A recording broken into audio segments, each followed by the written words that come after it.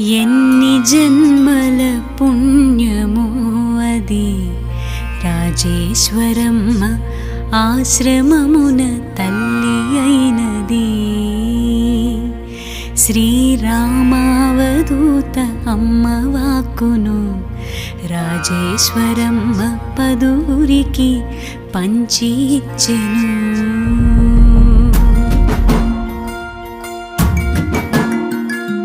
తన దేహము దేవాలయము, తన గృహము కైలాసముగా నించెను. అతిథి అభ్యాగతులను దైవముగా పూజించి సేవ చేసెను. అన్నాన్ని వండి పెట్టెని, తనలోని ప్రేమనంత పంచి పెట్టెని. దైవనామ పానీయమే మానవాళి అమృతమని తేల్చి చెప్పెని.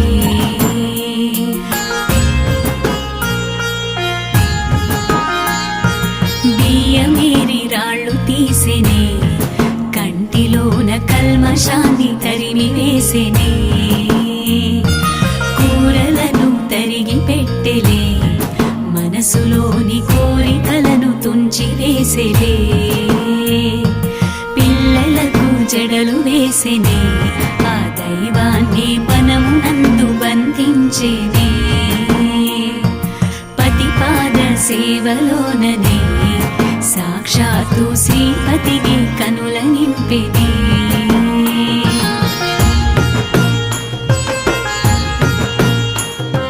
చెరిగి చెరిగి చెత్త ఏరెని, బంధువుల మది లోపల నిండి చేరెని.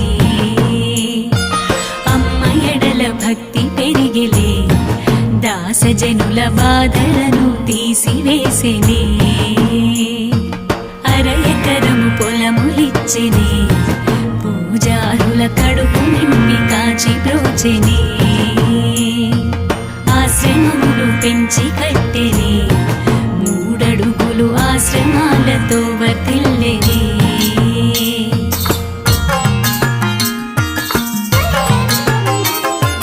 తామరాకు పైన బొట్టుల రాజేశ్వరమ్మ ఇంటిలోన సంచరించెనే.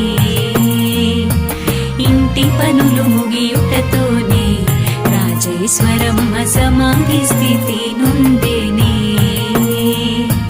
కోటి బిల్వ పత్రాలతో అర్చనలు, గోపూజ, కన్య పూజలు, వేద పఠన అభిషేకాలు, యజ్ఞయాగ నిరతాన్న దాన క్రతువులు.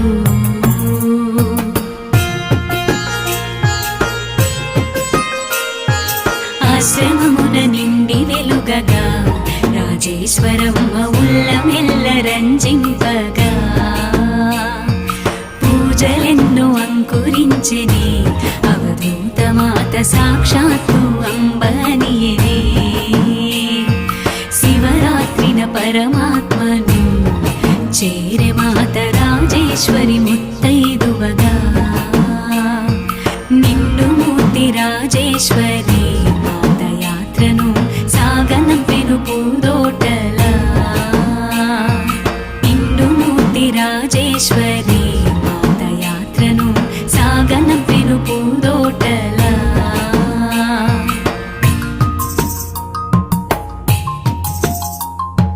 సాధనతో పరమాత్ముని తన రక్తములో కలిపి వేసే అమ్మ తీరుగా.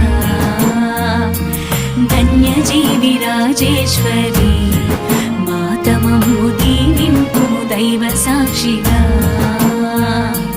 ధన్యజీవి రాజేశ్వరి మాతమమ్ము దీవింపుము దైవ సాక్షిగా.